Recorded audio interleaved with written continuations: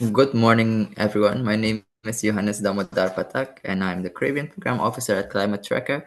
And first of all, I have hosted many events, but this one is very special.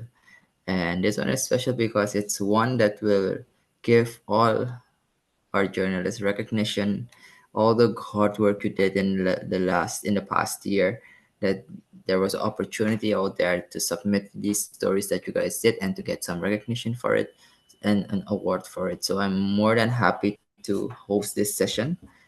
As you know, we at Climate Tracker have one mission, and that is to enhance climate reporting and climate journalism. And I think Climate Tracker is one of the organizations that we just can't miss in the Caribbean. So I'm happy to see all of you here today, being part of this great journalism awards ceremony.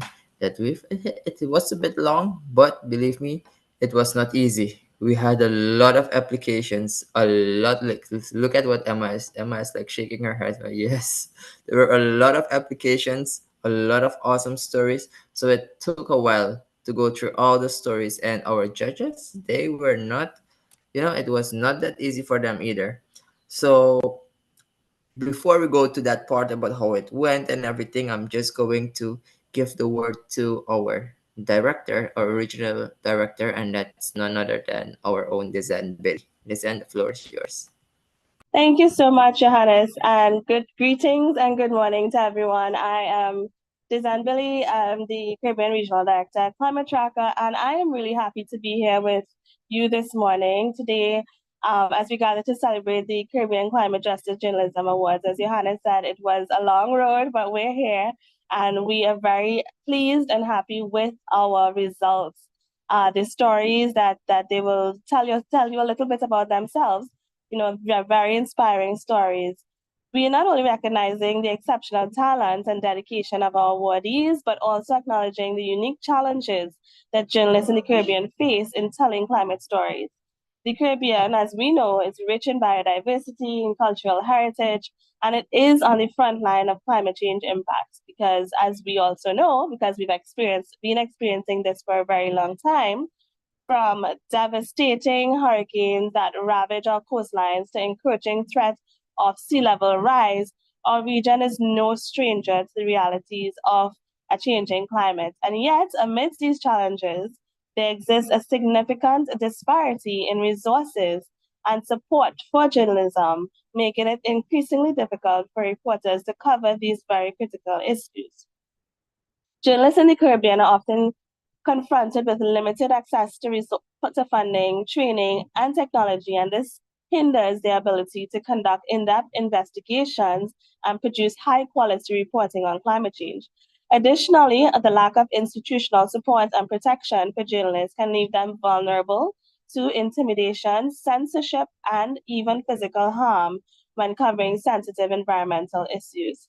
Despite these obstacles, our awardees have demonstrated remarkable resilience, creativity, and determination in their pursuit of climate justice journalism. They have shown an unwavering commitment to highlighting the voices of marginalized communities, shedding light on environmental injustices, and holding those in power accountable for their actions.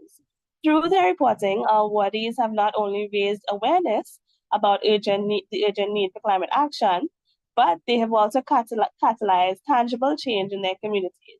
From uncovering corruption in environmental governance to showcasing innovative adaptation strategies, their stories have inspired dialogue, mobilized resources, and empowered citizens to demand a more sustainable future. So, today, as we meet to honor these winners, the winners of our Caribbean Climate Justice Journalism Awards, let us celebrate their remarkable achievements and acknowledge the vital role that journalism plays in advancing the cause of climate justice.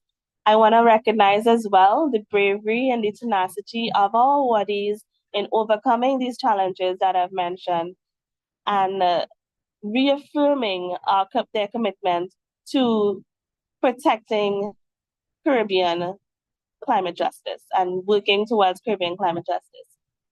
Together, let us continue to amplify the voices of those on the front lines of climate change to advocate for meaningful, and I keep saying that word, meaningful policy reforms, and to work towards a more just and sustainable future. Thank you to all those who applied. We got an overwhelming response. And thank you to all those journalists who continue to dedicate their talents and passion to this important cause. And a big congratulations to our winners today. Your work inspires us to continue the work that we do to support journalists. So thank you. And I will go back to you, Johannes. Thank you so much, Dezena, and I like what you said. Their work inspires us, so it's not only we from Climate Tech that want to inspire you guys, but you guys also inspire us, and that keeps us going. Gives us the energy, all the energy to come with beautiful opportunities. Because if there was no participation and engagement from your side, we would not be here. And today is all about you guys, all about, and you're not about you as an individual only, but you are representing all the journalists in the Caribbean today. And that's awesome, that's awesome. I'm going to, before I go to my next speaker, you know I'm just going, she's one of the judges, and first of all, the judging panel that we had, they did it voluntary, so there was no money in it. They did it from their own heart, these people with a lot of experience, and we're very grateful for that. It's a judging panel that consists of journalists and experts. And I'm not sure if I'm supposed to call the judges their names yet, Dizan, or oh, okay. Just need to be sure.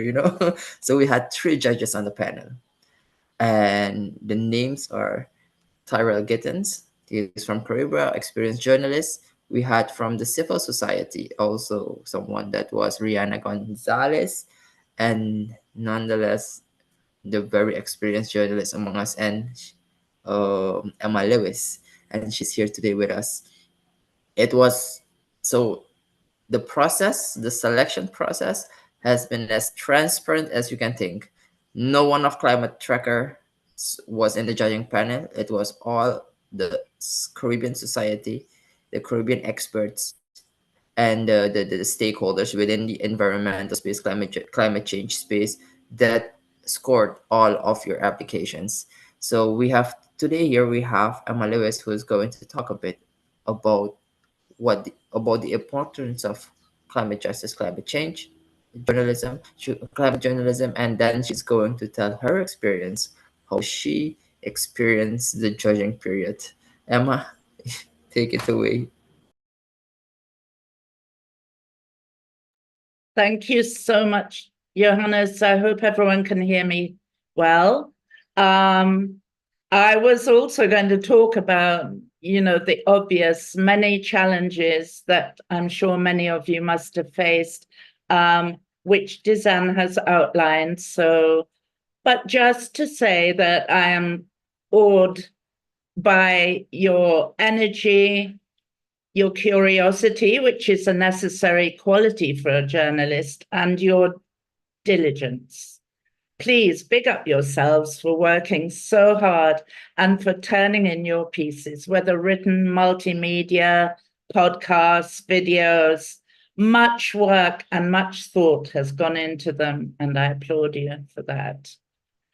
I've been collecting my own thoughts to share with you this morning on the important role of journalism in explaining and illustrating issues of climate justice. And as the categories in this competition suggest, there are many ways of looking at this topic and many different techniques that can be employed. My first and rather obvious thought is that climate justice is about people, which is why you're here as well. It's not just about, well, it's mainly not about events, meetings, seminars. It's not about institutions. It's not necessarily even about programs or projects, though all of these might be included in the climate solutions part of your story. But at the heart of it is people, city dwellers, rural residents, fishers, senior citizens, teachers, emergency responders, school children. In Jamaica, "We want justice" is a common cry from citizens holding up placards, protesting a human rights abuse, or perhaps just the lack of good roads or water. Because, of course, justice goes hand in hand with human rights. So it is also helpful, I think, for journalists to look at what rights we have and how they can be defended in the face of climate change. What fundamental human rights are in constant danger of being taken away? For a single mother or father, it might be struggling to support a family when there's a trickle of water in the pipes or no water at all. For a homeless person who has so few rights to start with, it might be having a roof over his or her head, even if it was only a tarpaulin by the side of the road in the first place. For a person living with a disability, it might be that mobility is taken away. For a primary school student, if the road to school in a rural area has broken away, their right to education may be threatened, they're cut off. For fishers and farmers, it may be the changing oceans, stormy, unpredictable weather, and the ever more extreme swings between drought and floods. These are all rights that we may often take for granted, but we must consider when they are being whittled away by the impact of climate change and how it is being dealt with in our respective countries. Why is climate justice journalism so important in the Caribbean context? Because while many Caribbean citizens may not recognize the term, they know it when they see it, and they quickly realize its significance. Through storytelling, this journalism helps to raise awareness. It humanizes climate change, which can sometimes be a very abstract topic that we vaguely hear politicians making speeches about, but doesn't seem particularly relevant to the life of the average Caribbean citizen. But through vibrant and vivid storytelling, it can come to life. Ah, yes, a light bulb goes on. That's what climate justice is. As a judge in the storytelling category, I discovered stories that had rarely, if ever, been told. What about our young students sweltering in airless classrooms? What of the plight of those who work outside? And I see them every day, construction workers in Kingston. How are they handling the terrible heat that we're having? These were people-centered stories, which, although well-written, I felt sometimes they could have gone a little bit further. For some of the entries, I felt a part two might have been needed to reach more positive conclusions. Sometimes they ended a little up in the air, and to offer solutions. The question is also, in storytelling, how narrow should the focus be?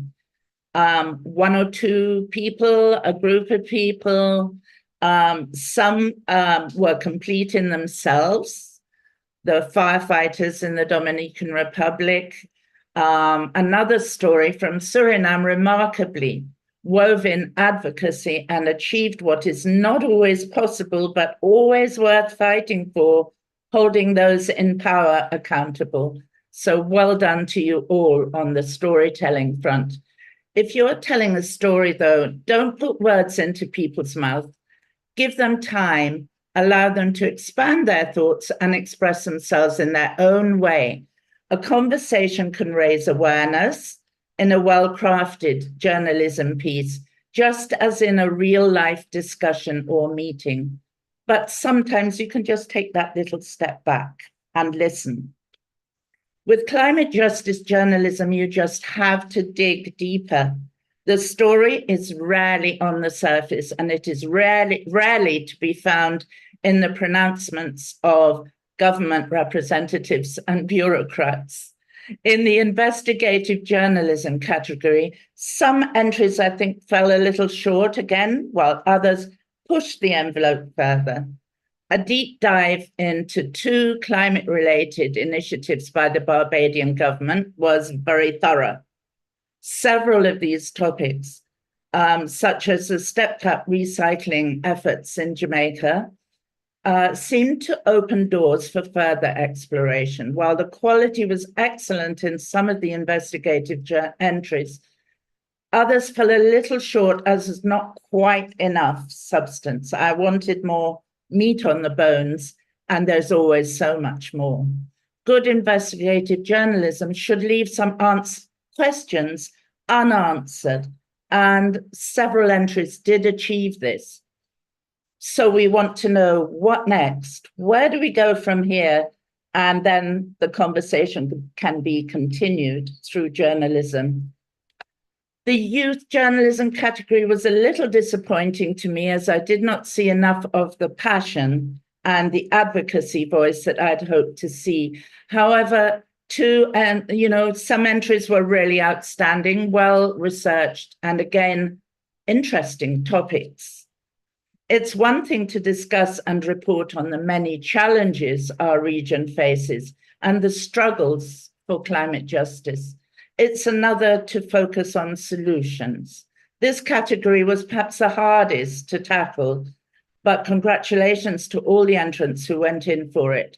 One trap it's important to avoid, and 1 or 2 did fall into it, is to make your reporting, and it can make your reporting sound almost like public relations, There are, in fact, no easy answers when it comes to climate justice. There are no silver bullets, as it were. The best contribution in this section showed people and communities offering their own solutions and describing the process by which they had reached them. It's clear that people, including volunteers, often have the solutions in their own hands. Now, some interesting threads ran through the entries in all the categories. One of these certainly was the power of community in building resilience. For example, women working to strengthen their roles as heads of households, caregivers, mothers, workers. This was in a sense tied to the issue of self-sufficiency. That's another thing that I picked up on, like the great story about the women upcycling abandoned fashion, fast fashion. There were some great examples of innovation in this area, and so many more to be found. Another theme that I picked up was the impact of climate change on our health, period poverty, the impact on people with disabilities, for example. This is an area where I believe there are many more stories to be uncovered. As someone who personally loves the environment and biodiversity topics, I was also very happy to see some participants touching on the relationship between people affected by climate change and their surrounding environment, whether it's coastal mangroves or urban settings. And last, but certainly not least, the focus on marginalized populations, those people whose voices are not always heard. That cropped up repeatedly, as I would have expected it to do, because we're talking about justice, we're talking about human rights. So these stories are crying out to be told in the Caribbean, I believe. In this area, I particularly enjoyed the vivid descriptions of indigenous peoples and their livelihoods, agricultural practices, and so on, which I didn't know so much about, but they were beautifully done, those stories. Once again, congratulations to all, whether winners or not, you participated, and that's the main thing. The extraordinary range of stories and topics, and most of all, the people's voices, illustrates what an amazingly rich and diverse region we are. While facing up to the manifold challenges of climate justice, many of your stories offered hope and resilience. In other words, as we said earlier, you were inspiring. I would encourage you to push harder, dig deeper, to reflect, to strengthen the voices of those who cannot speak for themselves. May the conversations continue. Thank you. Thank you so much, Emma. And like you said, may the conversations continue. So there's a lot of work still to be done. We made a good start, I'm pretty sure. And but with that, I'm going straight to our regional director, and that is Dizan, and she's going to do everything that comes with the awards. Thank you so much, Johannes. Okay, so how we're gonna do this, how I wanna do this is as we announce each of the winners, I would like for you to unmute your mic and just share a little bit about yourself, share a little bit about your story and what your winning story, I should say, and what inspired you to tell this story. All right. So we have the privilege of really recognizing these outstanding contributions of journalists who have dedicated their talents and their passions to shedding light on these pressing issues. So without further ado, let me announce the winners of the Caribbean Climate Justice Journalism Awards. So we have 4 categories, and in one of these categories, we have 2 winners. So we have 5 winners, all right? The award for Best Climate Justice Story, this section has 2 winners. So we'll go first with Neil Marks from Guyana for the story titled Money from Trees, What of Indigenous People and Their Rights, and Do They Benefit from the Carbon Trade? Congratulations, Neil, on your exceptional work in highlighting the importance of Indigenous rights and the complexities of the carbon trade, especially with what's taking place in Guyana right now. So, Neil, if you can unmute yourself and share a little bit about yourself and your story, we would really like that. Thank you very much, Dizan. First, I wanted to say that I've admired a lot the work of Climate Tracker and how robust and vigorous you have been in trying to push climate justice stories in the Caribbean. It's absolutely needed. I'm sure in Guyana for sure, it's absolutely needed. So I work with Newsroom Guyana now, and I work for other publications. I work with Bishani, who you all are very well familiar with because she's been a Justice Fellow and she's been writing continuously, probably the only one who has kept writing on climate justice for the longest while in Guyana. So I've been a journalist for the past 20 years. I work in mainly TV, but I also do multimedia. I wanted to tell the story about the carbon credit scheme because, like you mentioned, design is something that is very, very complex. And so, what I tried to do with the story is to try to make it as simple as possible so that anyone reading would be able to understand. Someone who does not have a background in anything to do with climate or how the carbon markets work. So it was pretty challenging. So what I chose to do was to break it down with a lot of graphics, a lot of quotes, and break up the text as much as I could. There were some videos that were put in as well. I wanted to tell the story because there was a narrative being pushed in Guyana that most indigenous communities did not opt into the mechanism that the government of Guyana had in place to pay forest communities or just indigenous communities in general from the funds that were being earned from Guyana's sale of carbon credits. And so I thought I would explore that a lot, and I found that the funds that are being given to indigenous communities, regardless of where they live, whether they have forests or not, that the funds being given to them have contributed significantly to the economic development of indigenous communities. I've covered these communities for a good many years, and I see how poor they are. Indeed, the indigenous communities in Guyana are the poorest in the country. And so the funds that they're being paid from the carbon credit scheme is really helping to transform those communities. Of course, the concerns remain about free, prior, and informed consent. However, all the communities that I've visited over the past year or so have really spoken about how they welcome this initiative and how well it has been benefiting them. So that's the story that I told. And thank you again.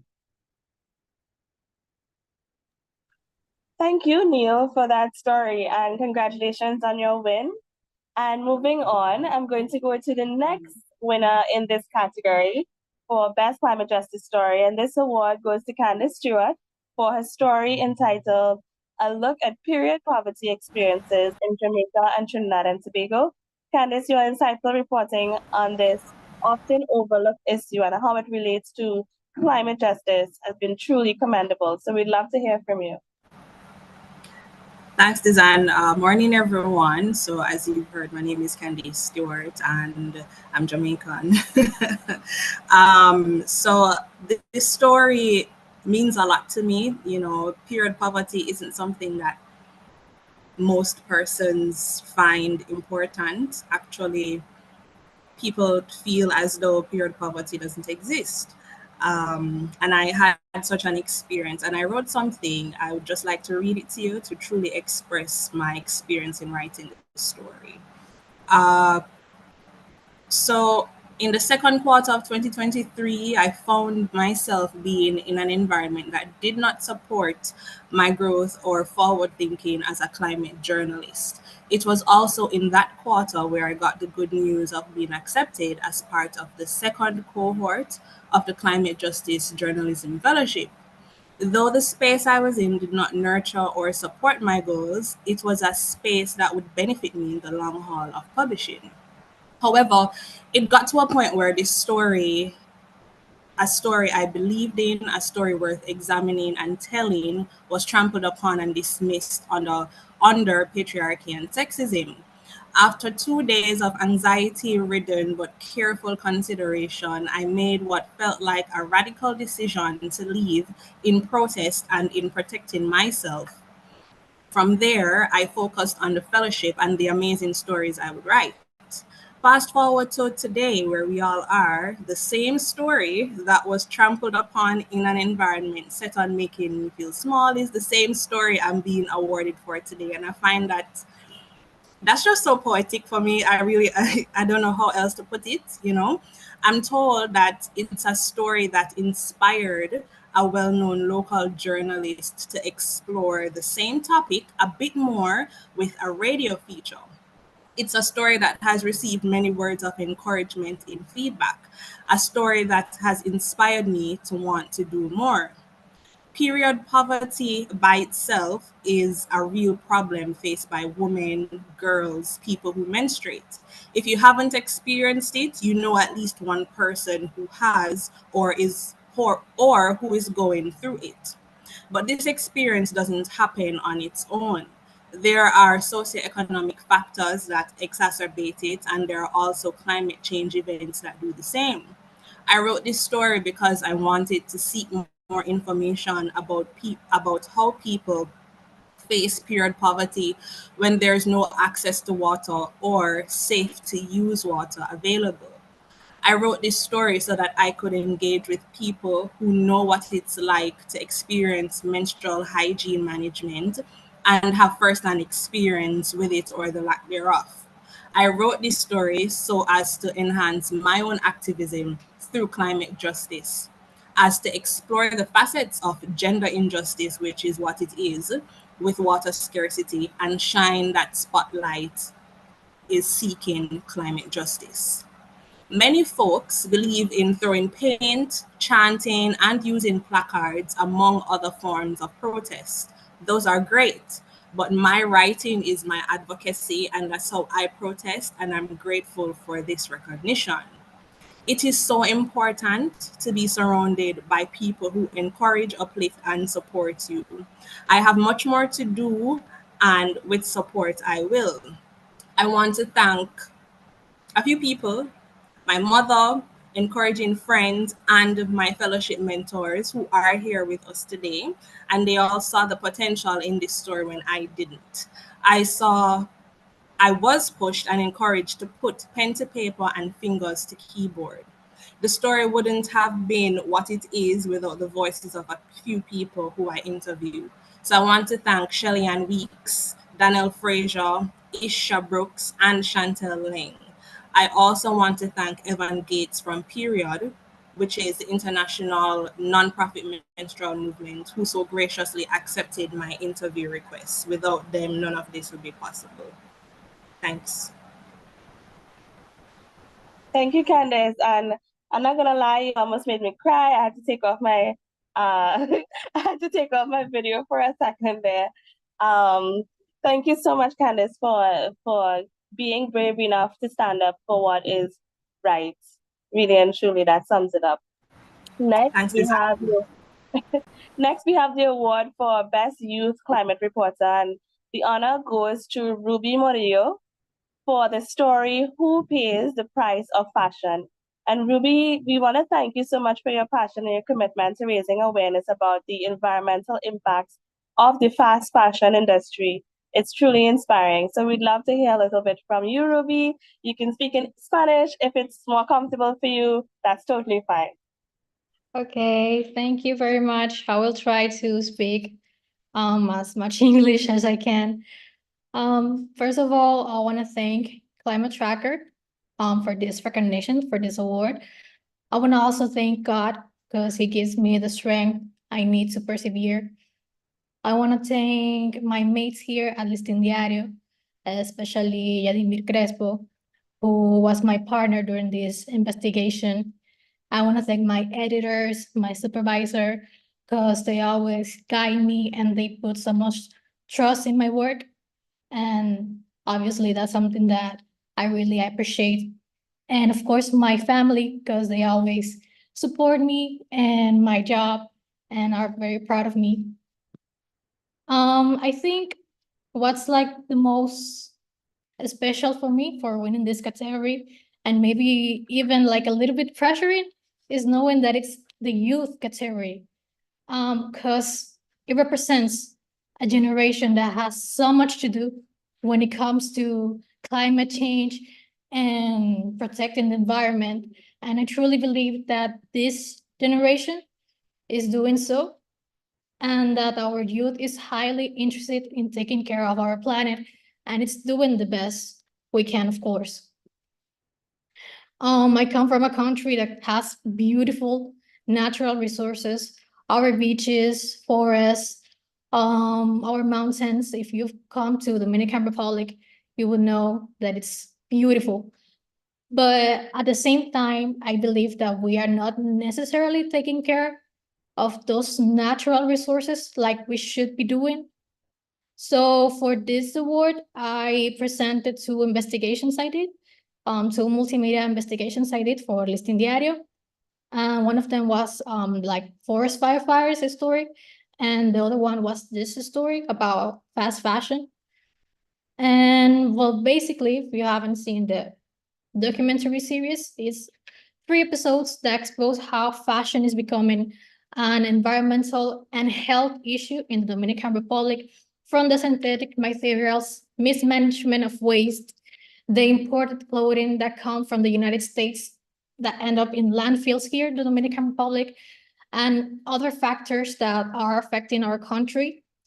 As a result of this investigation, we were able to discover a clothing landfill at the flea market that was not regulated by authorities and was, of course, causing a big environmental issue and a health issue too.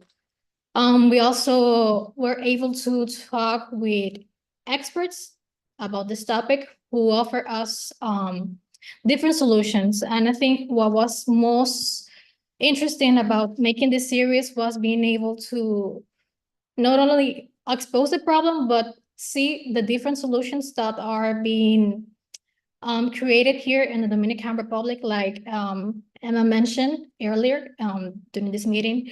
There are women that are reusing old clothing pieces that people often see as garbage, and they are turning those pieces into something new, something that's fashionable. If you like fashion, you don't have to buy necessarily new clothes. You can always do something with something that's already been disposed by someone else. Also, something that was very interested was seeing people use plastic bottles to make clothing pieces. that may be something that's not new, maybe in a first world country like the United States, but for us, that's something that's very that's an innovation for us. So discovering that was been happening here in the Dominican Republic was maybe not shocking, but it felt great knowing that there is a youth and there are women that are very, very interested in doing so, and that there are more people being involved as time goes by. After we published this investigation, organizations and people were very interested in contributing and offering alternatives to this issue. And yeah, basically that's my story. I'm very happy to be honored with this award, and I want to thank Climate Tracker again, because this type of recognition and award gives motivation to journalists to continue making this story. I think that's the most important part of this meeting. It's motivating us to continue exposing these issues. So thank you very much. Thank you very much, Ruby, for your story. I think that is a topic specifically that has not been covered a lot in the region. So I want to really commend you for tackling that topic and taking it so much further. Thank you so, so much. Next, we have the award for the Best Investigative Climate Justice Story. And this accolade goes to Vishani Raghuber from Guyana for the story titled Washed Away, People Who Helped Protect the Turtles Losing Their Homes. Vishani, your dedication to investigative journalism and your commitment to uncovering the truth behind environmental injustices, very commendable. So we'd love to hear from you, Vishani. Hi everyone. A little awkward because I'm traveling, so I'll just put on my video for a second to say hi and then I'll take it off again. I just wanted to start by saying I'm so very grateful to Climate Tracker, not for this award alone, just like Candace, I was part of the Climate Justice Fellowship last year. So I spent 6 months just being around people who were super cool and super into climate justice. And that really was the best place to be in, to think about writing these stories and to be inspired. And then afterwards, I was on another fellowship that took me to COP28, also with Climate Tracker. So last year was a really big year for me in writing climate stories because of Climate Tracker. And I'm so very grateful for all of the opportunities provided to me. Now, with my story was one that I produced. It was actually the final story that I produced on my own as part of the Climate Justice Fellowship last year. For me, when I think about climate change in Guyana, one of the things that I think about a lot is rising sea level and how that affects our coast, because that's where 90% of the population, most of us live there. And it was just with my mentor, Hippolito, we were just exploring how I could tell more of those stories. And it just so happened that as I was exploring how to tell more stories about the coast and Guyana's vulnerability to climate change, a colleague of mine, a dear friend also, reached out to me and he told me what was happening at Shell Beach, which is in the northernmost part of Guyana, which was the coastal erosion happening there. The really cool thing about this story and the really important thing for me was to try to focus a lot on the people, which is something Emma, Dizan, a lot of people always talk about, and you spoke about it today, to focus on the people and how they're affected, as opposed to just talking about climate change as something abstract. And for some people, even boring. That's also something that the folks at Climate Tracker know I talk about a lot. I lament how difficult it is sometimes to get people to talk climate stories because it seems as though sometimes it's this boring thing. It's not sexy like politics or crime or whatever. So I really wanted to focus on how the people were affected, a very marginalized group, an indigenous community, Almond Beach, all in a very remote part of Guyana. And I also wanted to show how the biodiversity was affected, because Shell Beach is a space where the sea turtles come to nest, the endangered sea turtles come to nest. So for me, sort of showing how this thing that a lot of people are talking about, climate change, would be affecting both the people and the biodiversity is very important. I had a really good team working with me. I had the folks from the newsroom. I had a colleague who actually went up there and we spent a night out in Shell Beach, and we were able to produce this story that I am very proud of. I'm happy that you folks like it and think it's deserving of an award, and I really like it too. So that's really it. I think this story demonstrated a key thing that I learned during the Justice Fellowship, and something that all the folks I've worked with, including Neil, who's here, people continue to tell me that if you want to tell climate stories and if you want to get people interested in climate stories, you have to find a way to humanize it and really connect with other people. So I'm glad, again, you folks like it. And look out for more stories like this from me. Thank you very much. Thank you, Vishani. I love how you ended that. Look out for more stories like this, because we really do see, and you're still so very young. So we really do see that you're going to be telling amazing stories in the future. So thank you for your commitment to that, Vishani, and for telling it from a Caribbean perspective in such a very unique way. So lastly, but not least, we have the award for Best Solutions-Oriented Climate Storytelling. And as Emma mentioned earlier, this one was a tricky one, because telling the climate story could very easily end up being all doom and gloom. And as well as it's important to keep the reality in check, it is still important to tell the solutions and see what people are doing on the ground, what communities are doing to be innovative and to be resilient against the climate crisis. So this award goes to Laura Castillo for her story, which I believe it is titled. Should I say it in Spanish or should I say it in English? It is titled Transforming Sargassum from Animal Feed to Building Blocks and Fuel. And Laura, I want to say your commitment to highlighting this positive solution to climate change is very admirable. So thank you so much, and we'd love to hear from you. Hola, ¿qué tal? Buenos días. Bueno, mi nombre es Laura Castillo, soy periodista de República Dominicana. Escribo para el periódico El Listín Diario sobre temas muy variados relacionados con la política, educación y otras áreas. Aquí fue donde fue publicado este trabajo que resultó ganador. Bueno, para mí, recibir esta premiación a distancia, agradezco de corazón la distinción, la cual las transformaciones que puede tener el sargazo, un alga marina que cada día afecta las costas de la región del Caribe, pero que se puede utilizar como materia prima, pues para elaborar bloques, alimentos para animales, biocombustible y muchísimas otras cosas que también son útiles en la vida cotidiana. La inspiración de este trabajo básicamente surge en momentos donde las costas del Caribe, de acá de la República Dominicana, pues estaban abarrotadas de estas algas, las cuales impedían que los visitantes disfrutaran de la playa como tal, y también estas afectan al turismo de la República Dominicana, la cual es un factor muy importante para la economía del país. Los efectos negativos, evidentemente, del sargazo van a permanecer en los mares, porque pues todo lo que contribuye a esto, que son una conjugación de lo que es la contaminación ambiental que vivimos hoy en día y también el impacto del cambio climático, que cada día pues se vuelve más retador.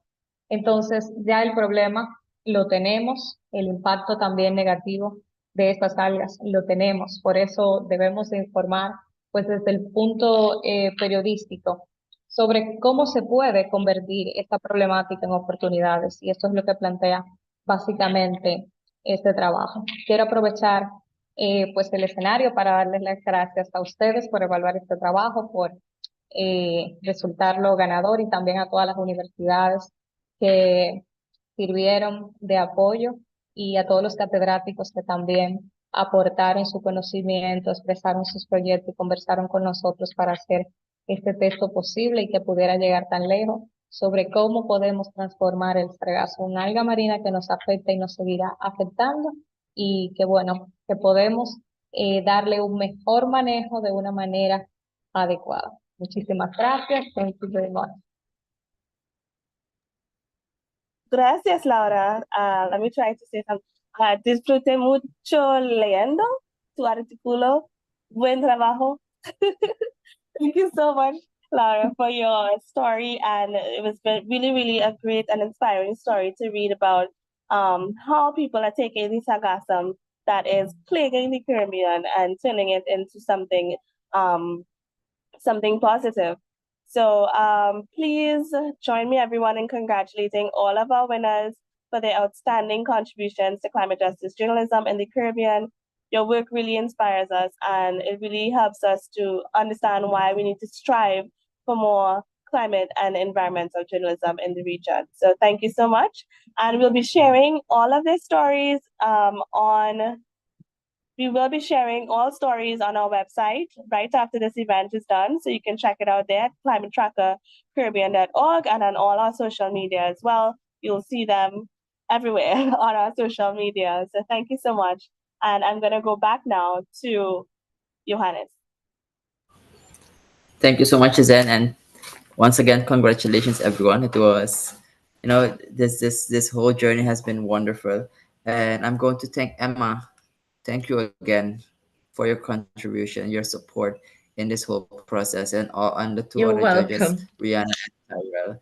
It has been wonderful working with them, and I hope this is the very first time that Climate Tracker is doing this in the Caribbean, and I hope that next year we will be having even more applications, so Yeah. more work for the judges. So it'll But be it was not harder for the bad. judges. Yeah, but we had a lot of applications sent in, a lot, and they were all of the applications, all of the submissions that we had. They were wonderful, and I hope this triggers other journalists in the region to write more about climate justice, more about climate change, so that it's always nice to get that recognition. It's always about the people and the animals and the plants that we write about, but who looks after us, right? After us as journalists, and that's why we have climate tracker organizations like Climate Tracker that are there for you guys. And with that, I would say thank you. I think we could not have started this Saturday morning better than how it started with the award ceremony. Enjoy the rest of your weekend, and we hope to see you guys soon in our future programs. Keep looking at our website. We have our own Caribbean website. Keep looking at the opportunities that we keep having there. Follow us on our socials. We are now on TikTok. I mean, we cannot stay behind, right? So we got TikTok, we have Instagram, we have Facebook. Subscribe for the newsletter and reach out if you have something that you want to write about and you need the guidance, the advice from us. Just reach out to us. If we have a podcast also where we do the podcast Calabash, that's a Calabash. If you want to come and talk about your stories that you guys won the awards for, feel free to reach out. Let's do a podcast episode. Just send us an email or WhatsApp and we'll arrange everything. Once again, be safe and hope to see you guys soon. Bye bye.